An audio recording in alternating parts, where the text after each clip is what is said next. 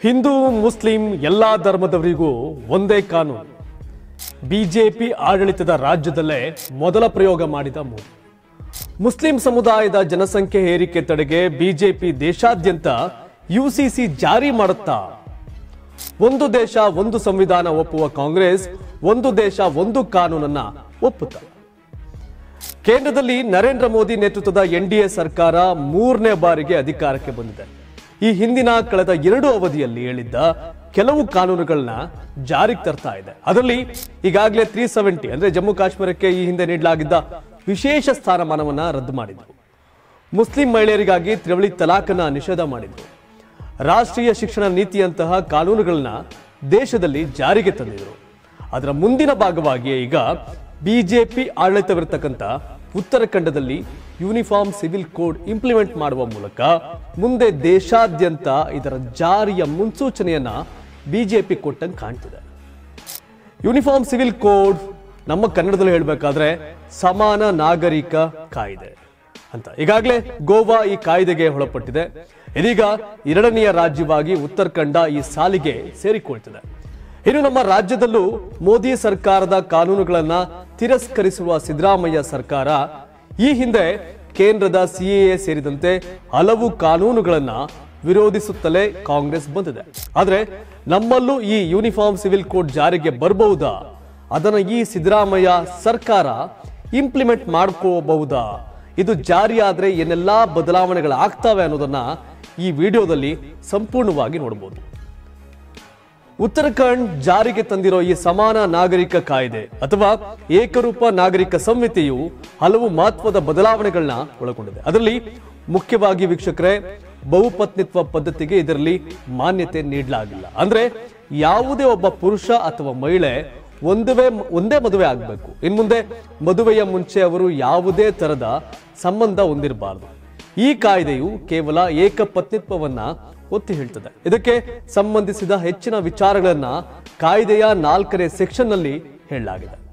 ಇನ್ನು ಈ ಕಾಯ್ದೆಯಲ್ಲಿ ಹೆಣ್ಣು ಹಾಗೂ ಗಂಡಿನ ಮದುವೆ ವಯಸ್ಸಲ್ಲಿ ಯಾವುದೇ ಚೇಂಜಸ್ ಮಾಡಿಲ್ಲ. ಮೊದಲಿನಂತೆ ಹೆಣ್ಣು 18 ಹಾಗೂ ಗಂಡುಗೆ 21 ವರ್ಷಗಳಾದ್ಮೇಲೆ ಮದುವೆ ಮಾಡ್ಕೋಬಹುದಾಗಿದೆ. ಆದ್ರೆ ಇಲ್ಲಿ ಮದುವೆಯಾದ್ಮೇಲೆ 2 ತಿಂಗಳೊಳಗೆ ಸಮೀಪದ ವಿವಾಹ ನೋಂದಣಿ ಮಾಡುವ ಅಧಿಕಾರಿಗಳ ಕಚೇರಿಗೆ ಹೋಗಿ ರಿಜಿಸ್ಟರ್ ಮಾಡ್ಕೋಬೇಕು. ಒಂದ್ ವೇಳೆ ಮಾಡ್ಕೊಂಡಿಲ್ಲ ಅಂದ್ರೆ ದಂಪತಿಗಳ ಮದುವೆ ಮಾನ್ಯತೆ ಕಳೆದುಕೊಳ್ಳಲ್ಲ. ಆದ್ರೆ ಅವರಿಗೆ 10,000 ದಂಡ ವಿಧಿಸಲಾಗ್ತದೆ ಹಾಗೂ 3 ತಿಂಗಳು ಜೈಲು ಶಿಕ್ಷೆ ನೀಡಬಹುದಾಗಿದೆ. ಅಷ್ಟೇ ಅಲ್ಲದೆ ಹೆಚ್ಚಿನ ಸ್ಪಷ್ಟತೆ ಬಯಸೋ ಈ ಕಾಯ್ದೆಯಲ್ಲಿ ನೋಂದಣಿ ಮಾಡಬೇಕಾದ್ರೆ ಗಂಡ ಹಾಗೂ ಹೆಂಡತಿ ಇಬ್ರು ಸಹ ತಪ್ಪು ಮಾಹಿತಿ ನೀಡಿದ್ದು ಗೊತ್ತಾದ್ರೆ 25,000 ದಂಡನೂ ಸಹ ಕಟ್ಟಬೇಕಾಗತ್ತೆ. ಇನ್ನು ಈ ಕಾಯ್ದೆ ಬರೋ ಮುಂಚೆನೆ ಮದುವೆ ಆದವರು ಯುಸಿಸಿ ಜಾರಿಗೆ ಬಂದ 6 ತಿಂಗಳೊಳಗಾಗಿ ಅಲ್ಲಿನ ಸರ್ಕಾರಕ್ಕೆ ಘೋಷಣಾ ಪತ್ರವನ್ನ ನೀಡಲೇಬೇಕು. ಅಲ್ಲದೆ ಧಾರ್ಮಿಕ ಹಕ್ಕುಗಳನ್ನ ರಕ್ಷಣೆ ಮಾಡೋದರ ಬಗ್ಗೆ ಒತ್ತು ನೀಡಿರೋ ಈ ಕಾಯ್ದೆಯಲ್ಲಿ ಎಲ್ಲಾ ಸಮುದಾಯ ಹಾಗೂ ಧರ್ಮದವರು ಸಹ ತಮ್ಮ ಸಂಪ್ರದಾಯಗಳ ಪ್ರಕಾರ ಮದುವೆ ಮಾಡ್ಕೊಳ್ಳೋಕೆ ಇಲ್ಲಿ ಅವಕಾಶ ನೀಡಲಾಗ್ತದೆ. ಇನ್ನು ಸುಗಮ ದಾಂಪತ್ಯಕ್ಕೆ ಒತ್ತು ನೀಡಿರೋ ಯುಸಿಸಿಯು ಅದು ಜಾರಿಗೆ ಬಂದ ಬಳಿಕ ಏನಾದರೂ ವಿವಾಹ ವಿಚ್ಛೇದನಗಳು ಆಗಿದ್ರೂ ಸಹ ಅದನ್ನ ಸಂಬಂಧಪಟ್ಟವರು ಸರ್ಕಾರದ ಗಮನಕ್ಕೆ ತರಬೇಕಾಗತ್ತೆ. ಈ ಏಕರೂಪ ನಾಗರಿಕ ಸಂಹಿತೆಯು ಲಿವ್ ಇನ್ ರಿಲೇಶನ್ಶಿಪ್ ಅಂದ್ರೆ ಗಂಡು ಅಥವಾ ಹೆಣ್ಣು ಸಹ ಸಹಜೀವನ ನಡೆಸೋದು ಎಂದರ್ಥ. ಯುಸಿಸಿಯು ಲಿವ್ ಇನ್ ರಿಲೇಶನ್ಶಿಪ್ ಬಗ್ಗೆಯೂ ಪ್ರಸ್ತಾಪ ಮಾಡಲಾಗಿದೆ. ಇದರಲ್ಲಿ ಅದು ಉತ್ತರಾಖಂಡದವರೇ ಆಗಲಿ ಅಥವಾ ಬೇರೆ ರಾಜ್ಯದವರೇ ಆಗಲಿ ಅವರು ತಮ್ಮ ಸಹಜೀವನ ಆರಂಭಿಸಿದ ಅಂದ್ರೆ ಆ ರಾಜ್ಯದಲ್ಲಿ 1 ತಿಂಗಳಲ್ಲಿ ಅದನ್ನ ಕೂಡ ರಿಜಿಸ್ಟ್ರೇಷನ್ ಮಾಡಿಸ್ಬೇಕಾಗತ್ತೆ. ನೂತನ ಕಾನೂನಿನ ಸೆಕ್ಷನ್ 378ರಲ್ಲಿ ಬರೋ 381 ಅಂದ್ರೆ ಈ ಸೆಕ್ಷನ್ ಅಡಿಯಲ್ಲಿ ಇಬ್ರು ಅವರ ಹೇಳಿಕೆಯನ್ನ ನೋಂದಣಿ ಅಧಿಕಾರಿಗಳ ಬಳಿ ದಾಖಲು ಮಾಡಬೇಕಾಗತ್ತೆ. ಇನ್ನು ಉತ್ತರಾಖಂಡ್ಗೆ ಸಂಬಂಧಿಸಿದ ಯಾರೇ ಆಗಲಿ ಬೇರೆ ರಾಜ್ಯದಲ್ಲಿ ವಾಸ ಮಾಡ್ತಿದ್ರು, ಬೆಂಗಳೂರಲ್ಲಿದ್ರು, ಚೆನ್ನೈನಲ್ಲಿದ್ರು ಸಹ ಈ ರೀತಿಯ ಲಿವ್ ಇನ್ ರಿಲೇಶನ್ಶಿಪ್ ನಲ್ಲಿದ್ರೆ ಅವರು ಕೂಡ ತಮ್ಮ ಸಂಬಂಧದ ಬಗ್ಗೆ ಹತ್ತಿರದ ನೋಂದಣಾಧಿಕಾರಿಗಳ ಕಚೇರಿಯಲ್ಲಿ ದಾಖಲು ಮಾಡಬೇಕಾಗತ್ತೆ, ರಿಜಿಸ್ಟ್ರೇಷನ್ ಮಾಡಬೇಕಾಗತ್ತೆ. ಇಷ್ಟೇ ಅಲ್ಲದೆ ಒಂದು ವೇಳೆ ಈ ಸಂಬಂಧ ಕೂಡ ಮುರಿದು ಹೋದ್ರೆ ರಿಜಿಸ್ಟರ್ ಆಫೀಸ್ನ ಅಧಿಕಾರಿಗಳ ಗಮನಕ್ಕೆ ತರಬೇಕಾಗತ್ತೆ. ಈ ರೀತಿಯ ಸಂಬಂಧಗಳಲ್ಲಿ ಅಪ್ರಾಪ್ತರು ಕಂಡು ಬಂದ್ರೆ ಕೂಡಲೇ ಅಧಿಕಾರಿಗಳು ಸಂಬಂಧಿಸಿದವರ ಪೋಷಕರಿಗೆ ತಿಳಿಸಬೇಕಾಗತ್ತೆ. ಅಲ್ಲದೆ ಇದೇ ವಿಚಾರವನ್ನ ಗಂಭೀರವಾಗಿ ತೆಗೆದುಕೊಂಡಿರೋ ಕಾಯ್ದೆಯು ಅಪ್ರಾಪ್ತರು ಮದುವೆಯಾಗಿದ್ದಾರಾ ಅಥವಾ ಮತ್ಯಾವುದೋ ರಿಲೇಷನ್ಸ್ ನಲ್ಲಿ ಇದ್ದಾರಾ ಅನ್ನೋದನ್ನ 30 ದಿನಗಳಲ್ಲಿ ಎನ್ಕ್ವೈರಿ ಮಾಡ್ತಾರೆ. ಇದಾದ ಬಳಿಕ ಲಿವ್ ಇನ್ ರಿಲೇಷನ್ ನಲ್ಲಿ ಪಾಲಿಸಬೇಕಾಗಿದ್ದ ರೂಲ್ಸ್ ಬ್ರೇಕ್ ಮಾಡಿದ್ರೆ ಅಂತವರ ನೋಂದಣಿಯನ್ನ ಕ್ಯಾನ್ಸಲ್ ಮಾಡಲಾಗುತ್ತೆ. ಒಂದ್ ವೇಳೆ ಈ ರೀತಿಯ ಸಂಬಂಧದಲ್ಲಿ ಗಂಡು ಹೆಣ್ಣಿನ ಯಾರೊಬ್ರು ಕೈ ಕೊಟ್ರೆ ಆ ಹೆಣ್ಣಿಗೆ ಪರಿಹಾರವನ್ನ ಗಂಡಿಗೆ ಕೇಳುವ ಅಧಿಕಾರನೂ ಈ ಕಾಯ್ದೆ ನೀಡಿದೆ. ಇನ್ನು ಮದುವೆನ ಯಾವ ತರ ರಿಜಿಸ್ಟರ್ ಮಾಡಬೇಕಾಗತ್ತಲ್ಲ, ಅದೇ ರೀತಿ ಈ ಲಿವ್ ಇನ್ ರಿಲೇಶನ್ಶಿಪ್ ಅನ್ನು ಸಹ ನೋಂದಣಿ ಮಾಡಿಸ್ಬೇಕು. ತಪ್ಪಿದ್ರೆ ಇಲ್ಲೂ ಸಹ ಆ ಜೋಡಿಗೆ ಅಂದ್ರೆ ಗರಿಷ್ಠವಾಗಿ 3 ತಿಂಗಳು ಜೈಲು ಶಿಕ್ಷೆ ಅಲ್ಲದೆ 10,000 ದಂಡವನ್ನ ವಿಧಿಸುತ್ತೆ, ಕಟ್ಟಬೇಕಾಗತ್ತೆ. ಒಂದ್ ವೇಳೆ ಎರಡನ್ನೂ ವಿಧಿಸುವ ಅಧಿಕಾರ ಬಗ್ಗೆನೂ ಕಾಯ್ದೆಯಲ್ಲಿ ಉಲ್ಲೇಖ ಮಾಡಲಾಗಿದೆ, ಜೈಲು ಶಿಕ್ಷೆ ಮತ್ತೆ ದಂಡ. ಇಲ್ಲಿ ಏನು ಈ ಸಹಜೀವನದ ಬಗ್ಗೆ ನೋಂದಣಿ ಮಾಡುವ ವೇಳೆಯಲ್ಲಿ ಇಬ್ರು ಕೂಡ ಸುಳ್ಳು ಮಾಹಿತಿ ಕೊಟ್ಟಿರೋದೇನ ಕಂಡು ಬಂದ್ರೆ ಮತ್ತೆ ಇದರಲ್ಲೂ ಕೂಡ 3 ತಿಂಗಳು ಜೈಲು ಶಿಕ್ಷೆ ಮತ್ತೆ 25,000 ದಂಡ ಕೂಡ ವಿಧಿಸಬಹುದು. ಅದೃಷ್ಟ ಕೈ ಕೊಟ್ಟಿದ್ರೆ ಈ ಎರಡನ್ನೂ ಫೇಸ್ ಮಾಡಬೇಕಾಗತ್ತೆ.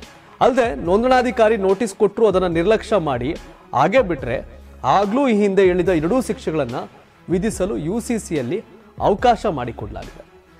ಇಷ್ಟೇ ಅಲ್ಲದೆ ಆಸ್ತಿಯಲ್ಲಿ ಸಮಾನ ಹಕ್ಕನ್ನು ಪ್ರತಿಪಾದಿಸುವ ಈ ಕಾಯ್ದೆಯು ಪತಿ ಪತ್ನಿ ಮಕ್ಕಳು ಸೇರಿದಂತೆ ಪೋಷಕರಿಗೂ ಆಸ್ತಿಯಲ್ಲಿ ಒಂದೇ ರೀತಿಯ ಸಮನಾದ ಹಕ್ಕನ್ನ ನೀಡಲಾಗಿದೆ. ಒಂದು ವೇಳೆ ಆಸ್ತಿ ಮಾಲೀಕರಾದವರು ಮರಣ ಹೊಂದಿದ್ರೆ ಅವರಿಗೆ ವಾರಸುದಾರರು ಇಲ್ಲದೆ ಇದ್ರೆ ಆ ಆಸ್ತಿಗೆ ಸಂಬಂಧಪಟ್ಟವರು ಅಂದ್ರೆ ಹತ್ತಿರದ ಬಂಧುಗಳು ಅದನ್ನ ಸಮಾನವಾಗಿ ಹಂಚಿಕೊಳ್ಳೋಕೆ ಇದು ಅವಕಾಶ ಮಾಡಿಕೊಡುತ್ತೆ. ಕೆಲವೊಂದು ಸಮಯದಲ್ಲಿ ವಿವಾಹದ ಮಾನ್ಯತೆ ರದ್ದತಿಗಾಗಿ ಕೋರಿ ಕೋರ್ಟ್ನಲ್ಲಿರುವ ಪ್ರಕರಣಗಳಿಗೆ ಸಂಬಂಧಪಟ್ಟಂತೆ ಆ ತೀರ್ಪು ಬರೋವರೆಗೂ ಸಹ ಈ ವೇಳೆಯಲ್ಲಿ ಮದುವೆಯಿಂದ ಅಥವಾ ಲಿವ್ ಇನ್ ರಿಲೇಶನ್ಶಿಪ್ನಿಂದ ಜನಿಸಿದ ಮಕ್ಕಳಿಗೆ ಕಾನೂನಿನ ಮಾನ್ಯತೆಯನ್ನ ಈ ಕಾಯ್ದೆಯಲ್ಲಿ ನೀಡಲಾಗ್ತಾ ಇದೆ. ವೀಕ್ಷಕರೇ, ಈ ಯೂನಿಫಾರ್ಮ್ ಸಿವಿಲ್ ಕೋಡ್ನಲ್ಲಿ ಏನಿದೆ, ಯಾವೆಲ್ಲ ಅಂಶಗಳಿವೆ ಅನ್ನೋದನ್ನ ನೋಡಿದ್ವಿ. ಇನ್ನು ಉತ್ತರಾಖಂಡ ಸೇರಿದಂತೆ ಹಲವು ರಾಜ್ಯಗಳಲ್ಲಿ ಇದರ ಜಾರಿಯ ಕುರಿತು ವಿರೋಧಗಳ ವ್ಯಕ್ತವಾಗ್ತವೆ. ಈ ಕಾಯ್ದೆಯಲ್ಲಿನ ಅಂಶಗಳನ್ನ ನೋಡಿದಾಗ ಪುರುಷ ಹಾಗೂ ಮಹಿಳೆಯ ವೈಯಕ್ತಿಕ ಜೀವನಕ್ಕೆ ಧಕ್ಕೆಯಾಗ್ತದೆ, ಸಹಜೀವನ ನೋಂದಣಿ ಮಾಡಿಸೋ ವಿಚಾರದಲ್ಲೂ ಆಕ್ಷೇಪಗಳು ವ್ಯಕ್ತವಾಗ್ತಿವೆ. ವಿವಿಧತೆಯಲ್ಲಿ ಏಕತೆಯ ಜೊತೆಗೆ ಬಹುಸಂಸ್ಕೃತಿಯ ದೇಶದಲ್ಲಿ ಇದರ ಜಾರಿ ಸಮಂಜಸವಲ್ಲ ಅನ್ನೋ ಅನೇಕ ಅಭಿಪ್ರಾಯಗಳು ಸಹ ಇದರ ವಿರುದ್ಧ ಕೇಳಿ ಬರುತ್ತವೆ. ನಾವಿಲ್ಲಿ ಇವತ್ತು ಮುಖ್ಯವಾಗಿ ಗಮನಿಸಬೇಕಾದ ವಿಚಾರ ಅಂದ್ರೆ ಈ ಕಾಯ್ದೆ ಜಾರಿಯಾದ್ರೆ ಮುಸ್ಲಿಂ ಸಮುದಾಯದಲ್ಲಿ ಚಾಲ್ತಿಯಲ್ಲಿರುವ ವೈಯಕ್ತಿಕ ಸಂಪ್ರದಾಯಗಳಿಗೂ ಬ್ರೇಕ್ ಬೀಳುತ್ತೆ. ಪ್ರಸ್ತುತ ಇಸ್ಲಾಂ ಧರ್ಮದಲ್ಲಿರುವ ನಿಕಾ, ಹಲಾಲ್ ಹಾಗೂ ಇದ್ದತ್ ಇವುಗಳ ಆಚರಣೆಗೆ ಇದು ಇತಿಶ್ರೀ ಆಡುವಂತ ಸಾಧ್ಯತೆ ಇದೆ. UCCಗೆ ಮುಸಲ್ಮಾನರ ವಿರೋಧ ಹಿನ್ನೆಲೆ ಮುಸ್ಲಿಂ ಸಮುದಾಯದ ಬಹುತೇಕ ಮತಗಳು ಕಾಂಗ್ರೆಸ್ನ ವೋಟ್ ಬ್ಯಾಂಕ್ ಆಗಿದೆ. ಅದರಲ್ಲೂ ಬಿಜೆಪಿ ವಿರುದ್ಧದ ಕ್ಷೇತ್ರಗಳಲ್ಲಿ 98% ಮತಗಳು ಮುಸಲ್ಮಾನ ಮತಗಳು ಕಾಂಗ್ರೆಸ್ ಪರವಾಗಿದೆ. ರಾಜಕೀಯ ಲಾಭದ ಹಿನ್ನೆಲೆ ಕಾಂಗ್ರೆಸ್ ಮುಸ್ಲಿಂ ಸಮುದಾಯದ ಪರ ನಿಲ್ಲಲೇಬೇಕಾದ ಅನಿವಾರ್ಯತೆಗೆ ಸಿಲುಕಿದೆ. ಹೀಗಾಗಿ ಕಾಂಗ್ರೆಸ್ ನಾಯಕರು UCC ಜಾರಿಗೆ ವಿರೋಧಿಸುತ್ತಿದ್ದಾರೆ ಅನ್ನೋದು ಬಿಜೆಪಿಗರ ವಾದ ಮತ್ತೆ ಆರೋಪ.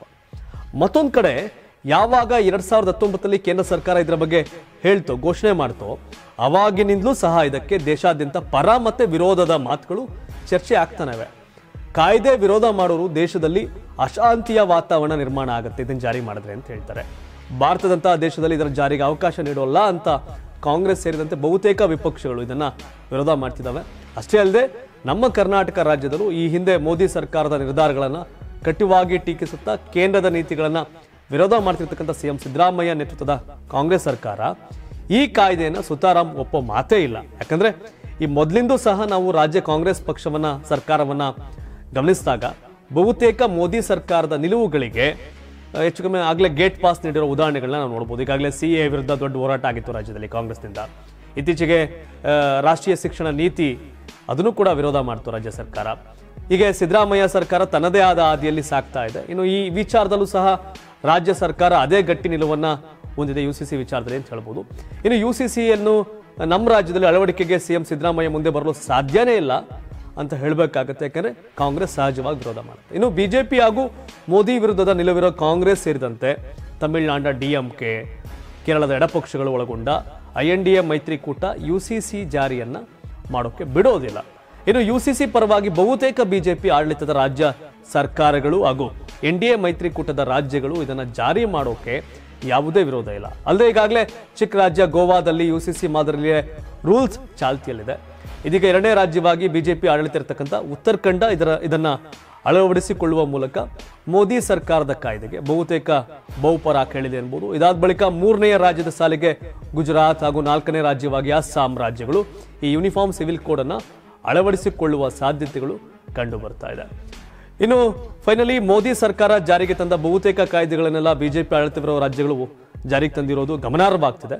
ಈ ಮೊದಲು ಹೇಳಿದಂತೆ ಕಾಂಗ್ರೆಸ್ ಮೋದಿ ಸರ್ಕಾರ ಜಾರಿಗೆ ತರುತ್ತಿರುವ ಬಹುತೇಕ ಕಾಯ್ದೆಗಳನ್ನು ವಿರೋಧ ಮಾಡಿಕೊಂಡೇ ಬರ್ತಿದೆ.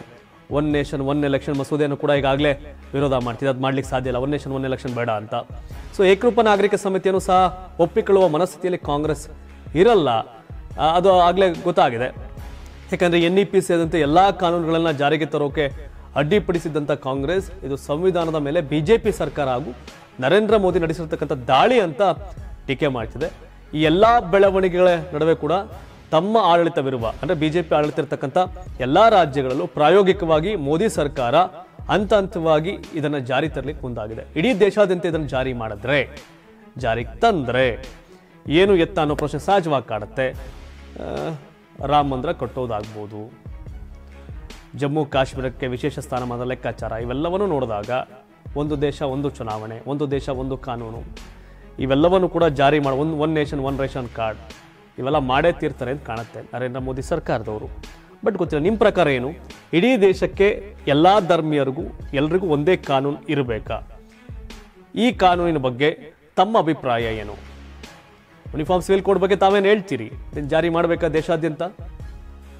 ಇಲ್ಲ ಹೇಗಿದೆಯೋ ಹಿಂದೂಗಳಿಗೆ ಒಂದು ರೀತಿಯ ಕಾನೂನು, ಮುಸಲ್ಮಾನರಿಗೆ ಒಂದು ರೀತಿಯ ಆಚರಣೆ ಕಾನೂನುಗಳು ಅದು ಹಾಗೇ ಇರಬೇಕಾ ಅಥವಾ ಎಲ್ರಿಗೂ ಒಂದೇ ಕಾನೂನು ಬೇಕಾ? ತಮ್ಮ ಅಭಿಪ್ರಾಯ ಏನು? ಕಾಮೆಂಟ್ ಮಾಡಿ ತಿಳಿಸಿ. ಧನ್ಯವಾದ. ಇದು ಕರ್ನಾಟಕ ಟಿವಿ, ಕನ್ನಡಿಗರ ಧ್ವನಿ.